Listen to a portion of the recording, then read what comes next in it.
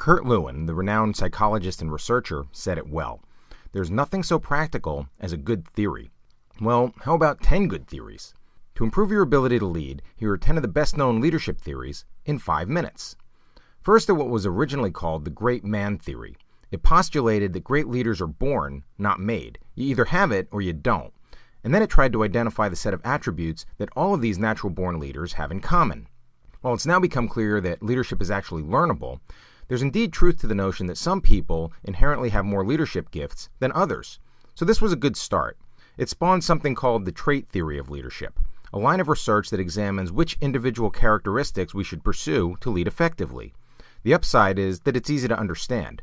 Be like this and people will follow you. But the downside is that it's identified dozens of traits, and no single set has emerged as the ideal for all circumstances, so it can be overwhelming to attempt. Somewhat related is the skills theory of leadership. Just like trait theory, it tries to identify a set of key attributes, but in this case, practical skills rather than just general qualities of a leader. The bottom line on this one is, if you want people to follow you, you need technical skills in your field. That is, you need to be good at what you're doing so you have some credibility. You need people skills like persuasion and diplomacy and affability, and you need conceptual skills, the ability to see the big picture and to think strategically. Next, there's the theory that leadership style is the key to success. Styles like be autocratic and demanding, or be democratic and participative, or be laissez-faire and leave people alone. Probably the best-known style-based theory is called the managerial grid. Adopt a leadership style that's both people-friendly and uncompromising on performance. It's a solid foundation, but there's a bit more to leadership effectiveness. That's where these next couple theories came from. Situational leadership theory argues that there's no one-size-fits-all model. Certain traits and skills and styles fit better in one situation than another, so the leader must adapt. For example, coaching a high school boys team may imply a somewhat different approach than coaching high school girls. Same objectives and standards perhaps, but to get great results might require more of a disciplinarian for the boys, but a highly relational coach for the girls. A closely connected idea is called the contingency theory of leadership. Whereas the situational leadership approach assumes that the situation is static and the leader should adapt to it, the contingency theory assumes that the leader's default style is also pretty much fixed. Maybe he's more task-oriented than people-oriented. So the trick is to fit the right leader to the situation. Bottom line, effective leadership is contingent on matching the leader's style to the setting. In the coaching example, it would mean to find and install the right coach, rather than hoping the current coach will adapt his or her style to the situation. Transactional leadership and transformational leadership are two theories that we can consider together.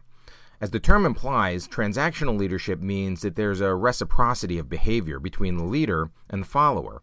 People will follow based on the incentives in place. So the leader's job is to find the right mix of rewards and punishments, and then closely monitor what's going on.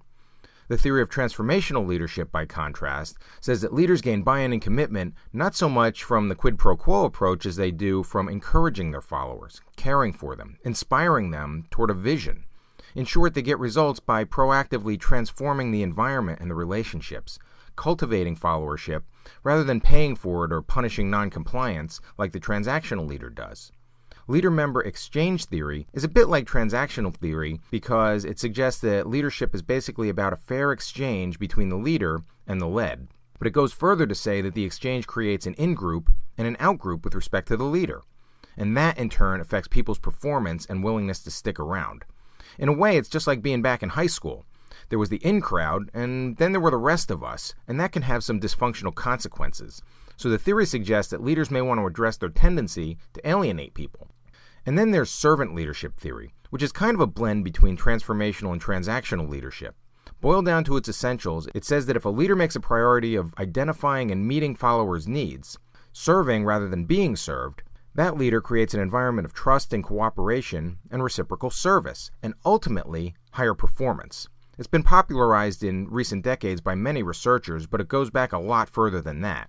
Much of Jesus' influence, for example, was and still is a result of compassion and service and sacrifice. People follow out of love and gratitude rather than out of compulsion or fear. Alright, that's 10 of the major theories in leadership, and there are important truths in each. The better you know them, the better you're likely to lead.